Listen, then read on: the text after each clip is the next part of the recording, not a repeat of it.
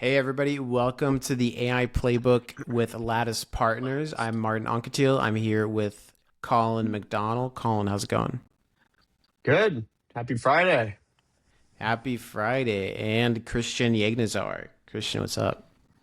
How's it going, everyone? Look at this. Hopefully, my audio quality is a little bit better. I'll pull in my professional podcast mic here.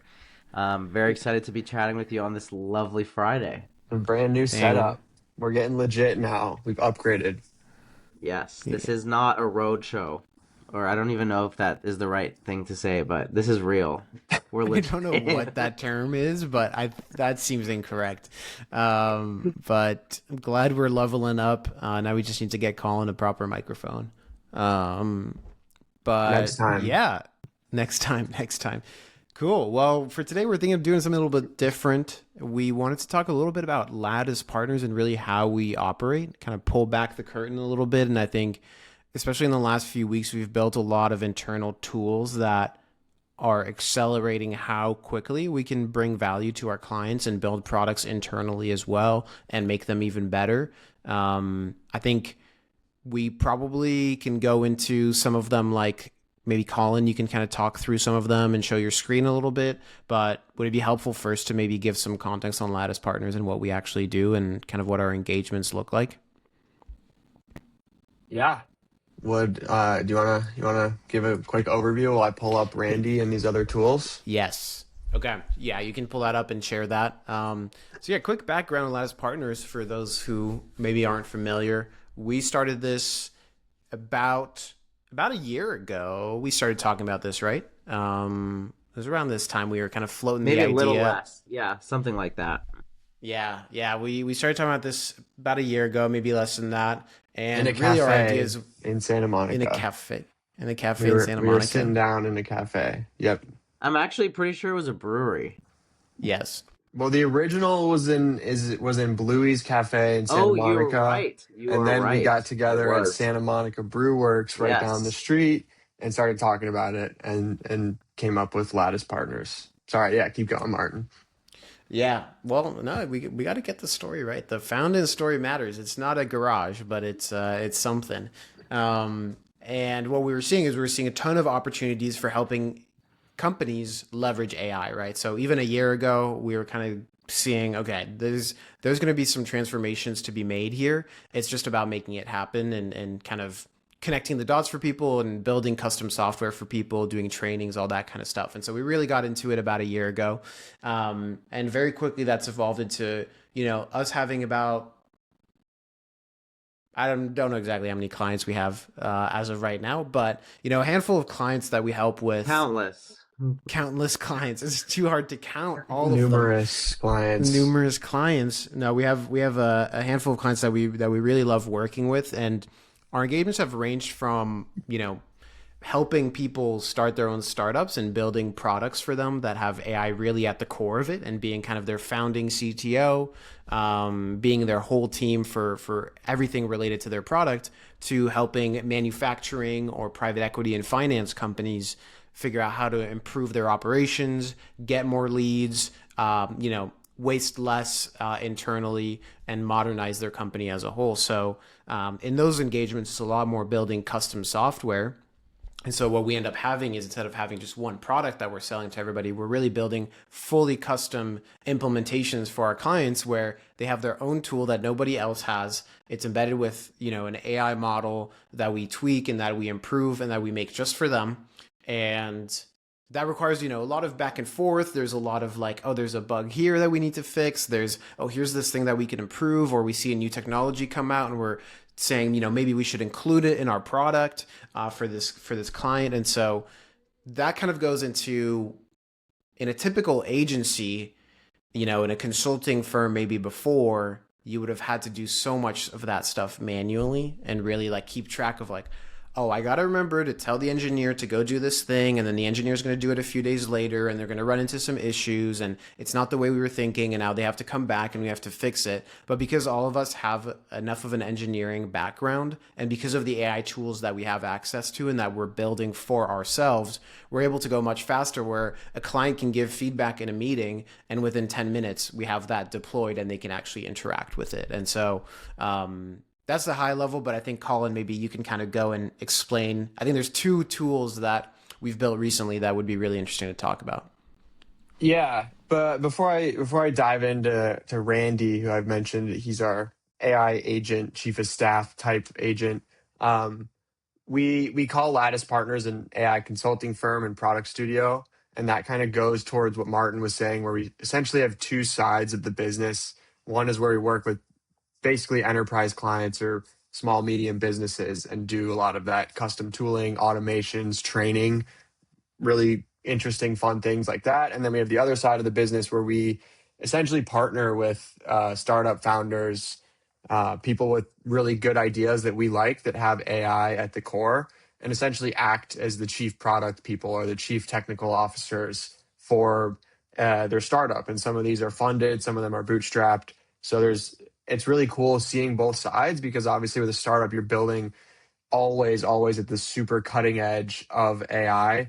And then with enterprise, we're doing the same, but obviously there's a lot more kind of systems already in place that you have to build on top of. So you're solving two different types of problems, but AI is always at the core. And so we get to see kind of how all of this stuff is actually playing out. And like Martin said, the hardest part of the business is really just understanding the businesses and entrepreneurs' needs that we're working with and solving those problems. So it's no longer this is going to take 6 months to build because there's so much engineering effort. We have 6 guys working on it. It's more how can we cut through the noise and figure out what the most optimal problems to solve are.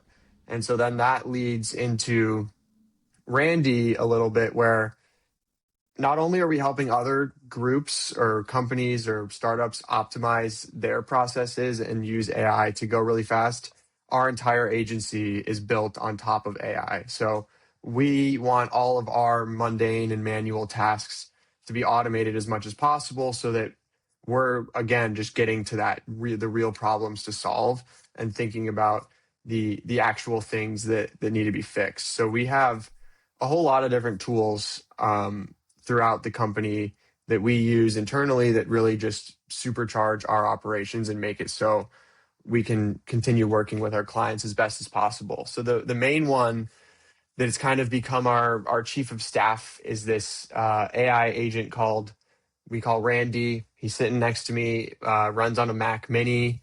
We use OpenClaw for that, which if you haven't heard about OpenClaw, it's this basically agent framework that came out I guess 2 months ago, a month and a half ago now. And it kind of blew up on the internet, very popular. And it's essentially an AI agent that runs 24/7. You can have it do things every day. It learns as you grow with it. So as you talk to it, it logs everything you say about it in a memory system. And you can kind of build out this really robust memory so that it's more than just a chatbot. It's actually, you say, hey, what was I talking about last week with XYZ client? And it can go back, remember what you were talking about, and then kind of build on that conversation. And on top of the memory piece, which I think is one of the cooler parts of it, it can connect to all of the systems that you want. And so for us, we have it connected to all of the main tools that we use, our tech stack, like Gmail. It reads our Gmail, so it can actually see when a client reaches out. It can read the email and then ping us in Slack and say, "Hey, there's a super urgent thing you need to take a look at." And then it will also connect to, well, first of all, we talk to it in Slack. So it's in Slack as kind of it's almost like another team member. If you came into our Slack and just saw us talking to Randy and you had no context, you'd probably think it's another person sitting behind the computer doing work That's just like true. us. Which, yeah, I I mean, never thought I about didn't that. really, yeah, I didn't really think about that until just now. But there's no way to distinguish between Randy as an AI agent and like Colin in the Slack, which I think that's a big step change too because it makes it feel really human and really normal to interact with it. We also call him him. We say, yeah, I talked to Randy. Like, make sure he's Yeah. on this, not it. Yeah. So he's a member of the Lattice family. Um, so yeah, so we talk to him in Slack, and it connects to not only like our communications channels like Gmail, but it also connects to, we use Notion as sort of our knowledge base. So we have all of our information about contracts, clients, the work that we're doing, important documents, people, every piece of information that we need as a company to operate is stored in Notion. And so a couple of months ago, I actually made a post about how we reorganized our Notion to be very, very well built for agents. Everything is organized really well. It's tagged properly. So all of our documents you can really quickly find.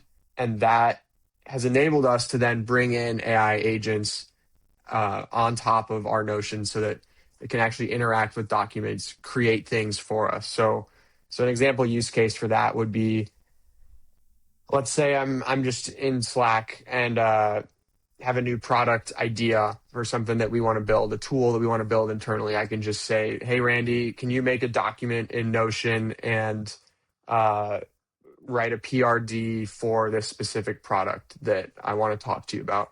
And then I'll sit there in Slack, message back and forth with him. He'll edit the Notion doc. And then when we're done, he'll send me the link to the Notion, say, "How does this look?" And then I can go check it out. And then I can share it with Martin, Christian, whoever else in the company to say, "What do you guys think of this?" Um, so that knowledge base, knowledge hub piece is really important because it not only helps us make new documents, but also organize old documents. And that is something that's very powerful. We recently migrated our task database from an old task database to a new one. The old database had about 400 lines, 400 unique items in there. And 2 months ago, I was planning on going in and just doing it manually, just one by one, moving everything over into this new task database. And then I was like, let me try to see Randy can do this. So I told Randy exactly what I was looking for. I said, don't delete anything, just make a new copy database, move everything into it with the proper tags. And it took about 20 minutes for it to do it, and it was perfect. So then I was able to kind of archive that old database, and now we're well set up for the next piece of it. So I personally really am big on that systems architecture and how we can continue building the company that has agents ultimately at the core. Anything I'm missing there, Christian or Martin, before I kind of start talking about like the linear stuff, GitHub, all of that?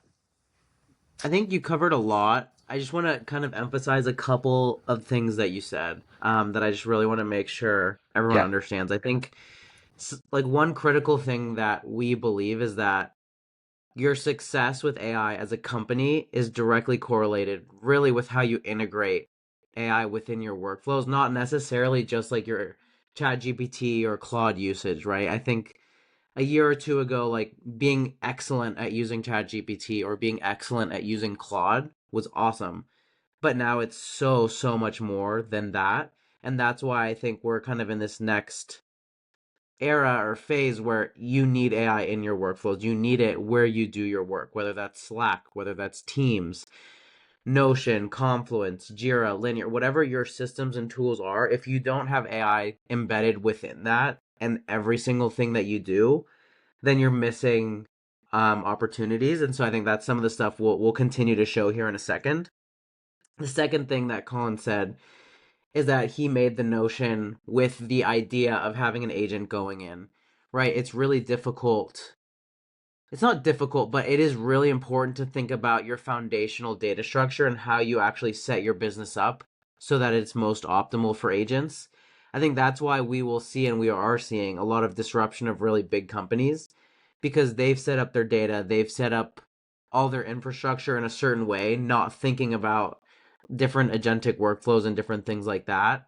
And it is not easy. It is really difficult to then change some company that has like millions and millions of users or billions of transactions happening. It's like borderline impossible. So I think that setup is really really critical. But yeah, I think this is something that foundationally changes how we do business, and I think that's ultimately what our goal is to help others do the same thing, because it is insane the gains that you can get, and I think Colin will start to talk about that in some more specific examples.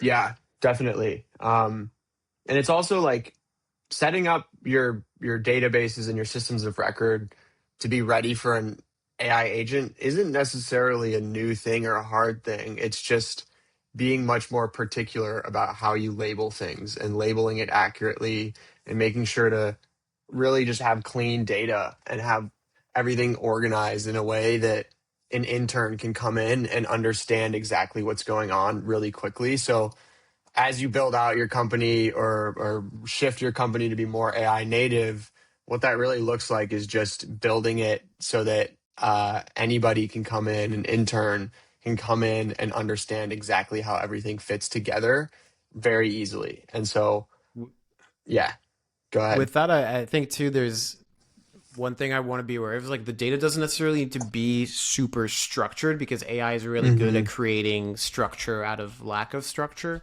But I like what you said of like an intern being able to come in and understand it is like, yes, what I think has been powerful for us is having an AI agent forces us to make what's normally to us implicit and unspoken, making that explicit, right? Like, yeah, like there's things that we know about a relationship that we have with someone, the expectations for a product and what its goal is. But you think about it, and sometimes once you start plugging in systems, Randy's like, well, what is this project here that's just called, enrichment? Like, what client is that actually related to?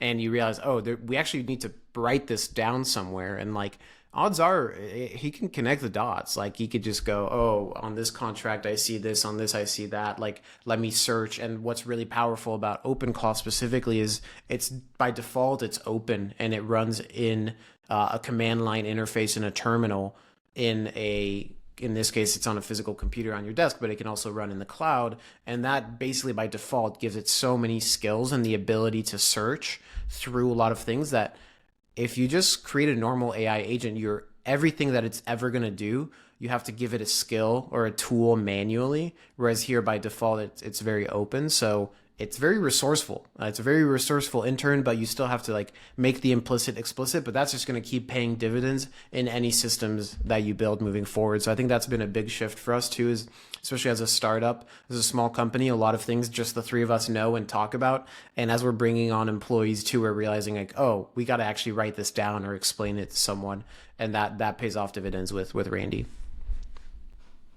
Yeah, I like what you said about it being able to take unstructured information and structure it well. Um, I think that's how we speak with Randy, and that's why it works. We kind of just chat with him in Slack in a very unstructured way, and then having that sort of back end system that is pretty structured allows it to then spit out really great information. So kind of the next piece of Randy in particular, and sort of the other side of it in terms of how we actually like we said, we do a lot of development. We build apps, we build tools, automations for our clients. And so it's really important that we have really good systems to build these products and make them really, really solid.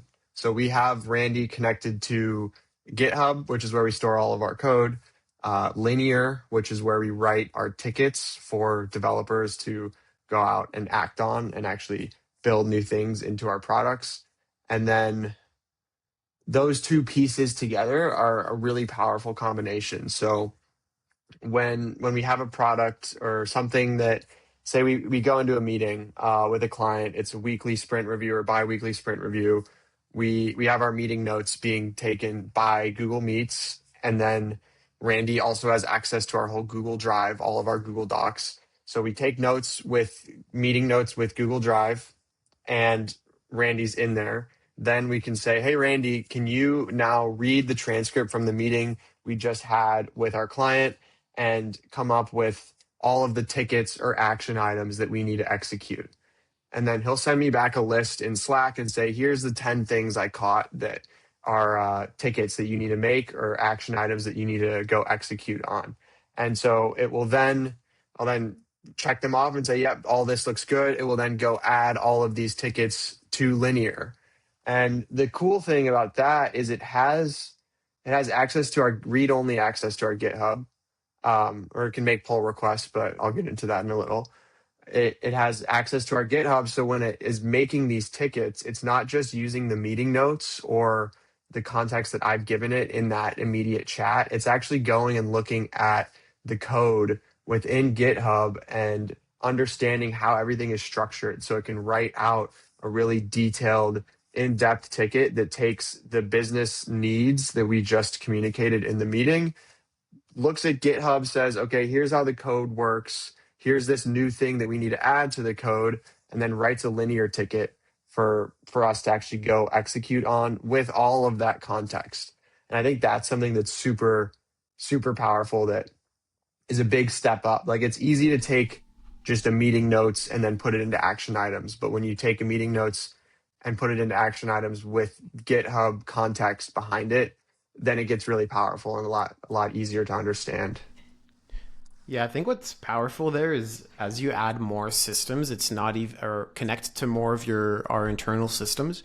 It's not like a linear improvement. I think it's an exponential improvement. Like it's it's not just a little bit better with each new tool that we added makes it so much more powerful because it can get more context, it can get more data, it can create more. I think even the ability to like do PowerPoint slides because it's Yeah. connected to Google and because it can read our meetings and our actually work that's been done in our GitHub repo, not just what we actually have said that we've done, but things like it can just go look at the code, understand the code, write what we've shipped, and then put that into a PowerPoint presentation that we can just, adjust and then share with a client. That's really, really powerful. And I think as new tools come out, it's going to keep expanding. For example, we're implementing Sentry, which is something that helps find errors in in our code. So if anything happens in production with any of our code, we get a notification about it. That goes into our Slack. Guess who else is in Slack? Randy. Randy can go in there. He can look at the code, suggest a fix, or he can launch a most likely a cursor cloud agent, which is optimized for fixing our code, and then we immediately have a potential solution to the bug that just happened. Hmm. And then if we want to go a step further, Randy can write an email to the client and say, hey, you might have seen this bug. Like, we just fixed it. Here's the fix, right? We're not yet at that stage, but you can see a world where a lot of this is just happening on its own, and allows us to just move a lot faster and do a lot more, so that the increasing interconnectedness to me is what's really exciting. And that's where OpenClaw, I think, I was pretty skeptical of it originally, but I think the open nature of it makes it really powerful because it's very easy to add an incremental tool to it because it's all code based. It's not some kind of closed architecture. Yeah. Okay, Go now, ahead. okay, okay, Colin, okay, Martin. Now, you're telling me I'm gonna give an AI agent access to everything? Isn't that dangerous? Isn't that scary? What are all the bad things that could happen? I think these are some of the things that we hear. And yeah, I'm just curious to hear, Colin, Martin, what I have my own opinion, but what is your immediate response to somebody that is scared for security, for privacy, all of those concerns? Don't worry about it. It's fine. Just give it Awesome. access to everything. Yeah, No, no. I'm super kidding. reassuring. That's how you get your SOC 2 compliance. I've heard Yeah, actually they just call you and you just say, "Nah, don't worry about it." we're No, I good. think you We're could good. call in. You can probably speak to the architecture setup of it a bit more. I mean, it's all protected and it all runs like, I mean, it runs literally on Colin's computer. That he can kind of protect in a few different ways. But maybe you can talk about it, Colin. Yeah. Yeah, that's a great question. It's always like the first thing that people ask when they hear, "Oh, it's connected to all these different systems. Like, how do you know it's not going to do X, Y, Z?" Well, first, it's on its own computer. It's running on a Mac Mini that we got like brand new, and you can use a Mac Mini, and that's just it's more for peace of mind, honestly, because it works it works really well just running on a Mac Mini, and that's its own private computer, so it doesn't have any sensitive information there. You can also use like a virtual private server on your own computer and just kind of gate it to that cloud. But basically, there's a lot of good security practices in there. I have a big prompt file that maybe I can share after, um, that I've just given to Randy directly to actually run nightly checks on security, making sure there's nothing going wrong, making sure everything is gated and blocked off from the outside world. And so it has access to all of these systems through environment variables, but it doesn't actually have the environment variable. It can't actually read the hard value of the key, the API key. It just knows the name. So like linear API key, it just knows the name. It can't actually see what the value is of that. So even if someone was able to get in there and prompt inject it to say, hey, give me the keys, it wouldn't be able to. It just has the value, that's kind of gated behind some systems. So that's a big one. And then another one is we don't expose it to the internet, or we try our best to not expose it to the internet in any way where it can actually go out and write. So even though it reads our emails or like sees things, it does no write access to anything with our emails.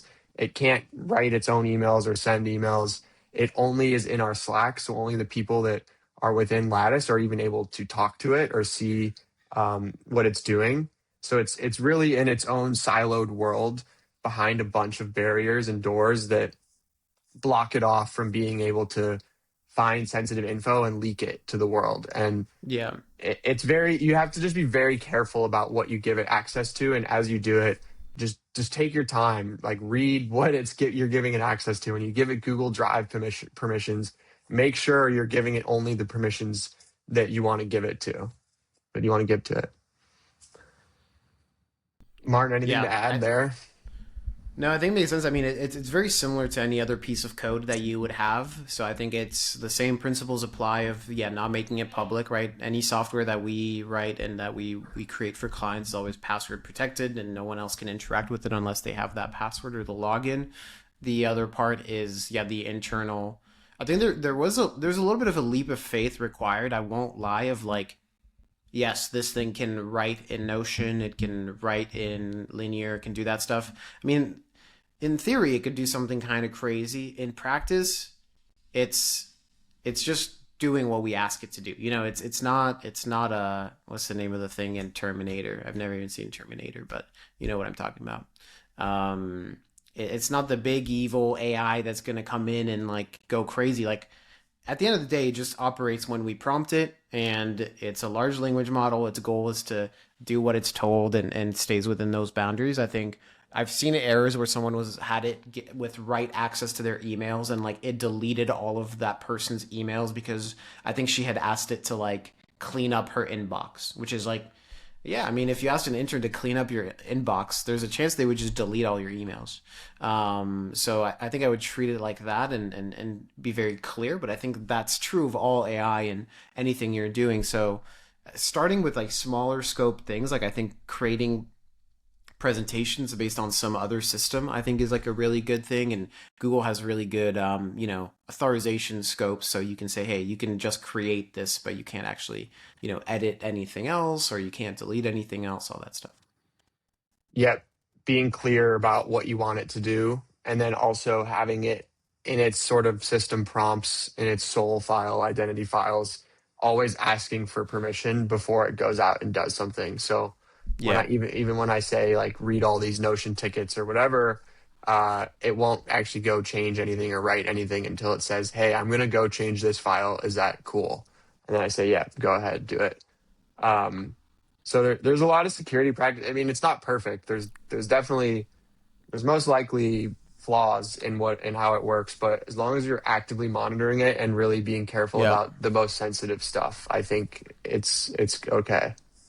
Yeah, and I think it's kind of like limiting the worst case scenario and Yeah. keeping an eye on it. Like right now, there's a chance, yeah, it might make a little mistake, but that's worth it for the productivity gain that we get from all these things being interconnected and being able to put something in Slack and have that be reflected in the product. That's well worth the time saved of any maybe slip ups we'll get down the line. And as the models get better, this is just going to keep getting better and better. Yeah. And maybe we can kind of connect that to the other tool, Colin, that you built for us. That, I mean, you showed this to us earlier today. You're like, yeah, I just built this little thing. And I was like, I was blown away. I think this tool is like amazing and will save like it's something that clearly we need and I think is going to save us a ton of time. So maybe you can kind of demo the Chrome extension that you built and I mean that I think is going to be accessible on the App Store by the time the Chrome App Store by the time we post this. Yeah, but yeah, by the time this podcast is out, it should be this should be live. So I think this is just an example of something that it's more just an example that you can just build really small tools like this in it took me 20 minutes to build this. And basically what it That's is insane, by the way. We got to pause because I didn't even realize it took you 20 minutes. I assumed it was like you know, because you're up late. Sometimes we get some updates from you at like 1 a.m., 2 a.m. I assumed this was a late night kind of coding session. I didn't realize it took 20 minutes. it took 20 minutes and I didn't even it wasn't even through like Cursor or any IDE or VS Code. I just went into I made a folder on my desktop and then went into the Claude desktop app into Claude Code and used Whisper to talk into Claude and say, hey, I want a Actually, I didn't even say I want a Chrome extension. I didn't know what it should look like. I was like, I want to be able to, I'm going through the product, right? A product we're building right now and trying to give feedback on certain things. There's tweaks, UI stuff I want to change. And it's really annoying having to take a screenshot, go into Linear, drag and drop the screenshot into Linear, and make the ticket there. I want to just I just want to click on the page, click a button, and screenshot the page, and then have the context of where I'm at in the app and the notes that I have really easily updated. So I didn't even know it was going to be a Chrome extension. Actually, Claude suggested, hey, let's make a Chrome extension. That's Um, awesome. and I've never made a Chrome extension before either. This is the first one I made. So basically, I'll show it. But basically, we built ticket creator. It's called Quick Ticket. So it's a little Chrome extension up here in the top right. And for a lot of our products, we do really in-depth UI, UX kind of walkthroughs. And so right now we're building a AI podcasting app that's coming out very soon. And actually, that's how we publish this podcast. I'm going to go and use our tool that we're building, our product that we're building, to go out and publish this podcast. And so as I'm walking through here, there's little things that I want to change or add. Say like this, I don't know. Say I want to get rid of this button right here, this trim audio thing. I don't want that there anymore. As I'm walking through and just using the app, this Chrome extension, what it does is you open it up. You can choose. Well, first you enter in your Linear API key. Like I said, we use Linear for our tickets. So I put in my API key, which is super easy to grab in your Linear settings. And Colin, I don't know then, if we can see the pop up. oh, you can't see the pop up. Shoot. Okay. One sec. I don't know if I'm going to be able to share. Can you share your whole screen? How about now? Is it? No, unfortunately not. Can you share your whole screen, not just the Yeah, window? I can share my whole screen. I just got to move this. I have a ton Gotta of stuff. clean up his. I just have a ton of stuff open, so I He's gotta everyone's move. gonna see his 30 chats with Randy. Yeah, exactly. Here we go. Awesome. Yeah, but I mean, I think like this literally is like I think it still shocks us seeing this stuff happen.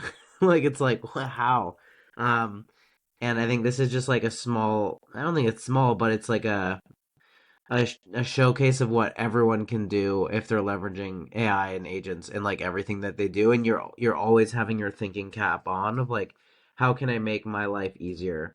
Colin, you're probably gonna need to put that into full screen and zoom in a little bit. Cool. Can you guys see that now? Yes. Cool. Yeah. So Rebel Audio, this is the AI podcasting app that we're building. Um, and just to use the example, like here, this trim audio button, I want to get rid of this button here. I now have a Chrome extension up here that you put in your Linear API key, which you grab from Linear, super easy, and then you can select the team that we have different teams, obviously, with our different clients that we're building software for. And so I'll choose the Rebel Audio team, and then I can click start capturing.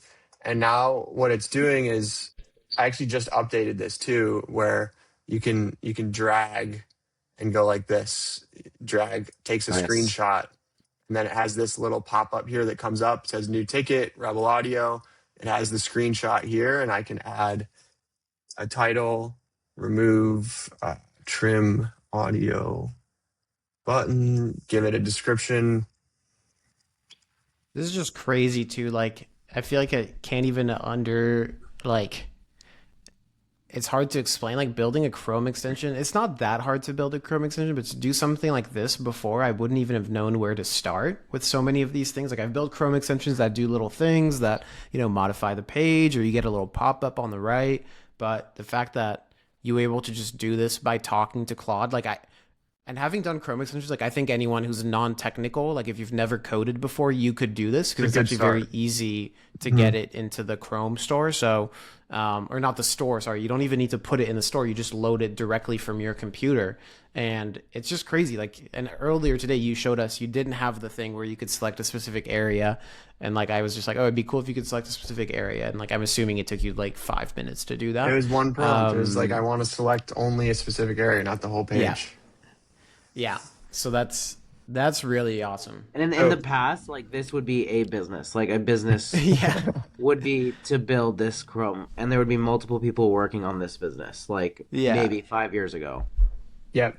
So, yeah, I now have this pop up. I filled in all the info, and then I can click create ticket, upload screenshot. And then you see down here in the bottom right, we have Reb 155. And there we go. There's my ticket that I just made. It puts the link to the exact page I was on. That's awesome. It has all of the backlog, priority medium. It's assigned to me. And it just makes it so I don't ever have to leave this page. Like I can just keep working and never interrupt my flow and say, change this, fix that. And then just makes it really easy for me to not have to do it. And I use Whisper Flow all day too. So I'll just like sit here with my mic and talk into it and say, change this button and then do this quick capture and talk into it with the ticket. And yeah, now someone's hopefully going to get on that ticket within the next 24 hours. So Someone. Well, you can also go one step further, which is one is you could connect you can assign the ticket to a Cursor cloud agent, which essentially Cursor is an AI coding tool that we use, and you can have it automatically basically start working on it and push out a piece of code and then you can test it out. So in theory, you could have that change out and be testing it within a few minutes. Yep. I think that's super powerful. Once you start thinking about interconnecting all these tools, it gets really crazy. Colin, we're gonna need a keyboard shortcut to activate the quick ticket, and then just true, speaking into your computer, and then it writes a ticket for you. true. And then we have an Yeah, agent. Yeah, you could add a layer of it where the AI also like converts it into a better, more detailed better ticket. ticket. I mean, some of that is like Yep. assuming maybe it would have to make some assumptions, but you could probably ramble and it Yeah. could go from Well, there. But we could feed it through Randy first for us, and then Randy would know the context. that's true. And Yep. but this is why you got to get AI in everything you do. Yeah. So all this to say, I think the main point of all of this is if we can speed up these little monotonous tasks that just take time, honestly, from switching between things that you're doing, that just gives us more time to be interacting with our clients and providing the most value to our clients and the products that we're working on, the customers that use our products. It, the great thing about AI is it's not like it's a means to an end. Like the means to an end for AI for us is to be the best consultants, developers, product people, partners for our clients. And if this can help us do it, then that's great. Yep. I think that's And spot some on. yeah, I couldn't agree more. And something that I think is important to something important that I think we've all learned is that yes, this technology is amazing and it's really cool and it's unbelievably powerful. But if you really want to transform a company, you cannot just implement technology. You have to meet people where they're at. You have to build relationships like interpersonally. I think we were on a meeting today, and this is with one of our manufacturing clients. So people that I think are not the most technology forward. But we were able to get them onto a whole new app, and they're all kind of using AI a little bit here and there now, which is I think a really big win. And that didn't happen because they saw AI and they were like, "Oh wow, that's really cool." It happened because we went and we met them in person. We like understood what they did.